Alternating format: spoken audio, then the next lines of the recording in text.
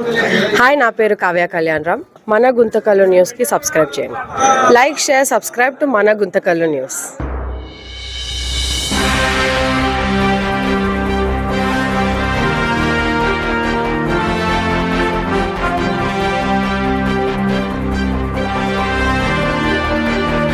గుంతకల్ నియోజకవర్గ ప్రజలకు, వైఎస్ఆర్ కాంగ్రెస్ పార్టీ నాయకులకు, కార్యకర్తలకు, అభిమానులకు, శ్రేయోభిలాషులకు, కుటుంబ సభ్యులకు అందరికీ క్రోధినామ సంవత్సర ఉగాది శుభాకాంక్షలు.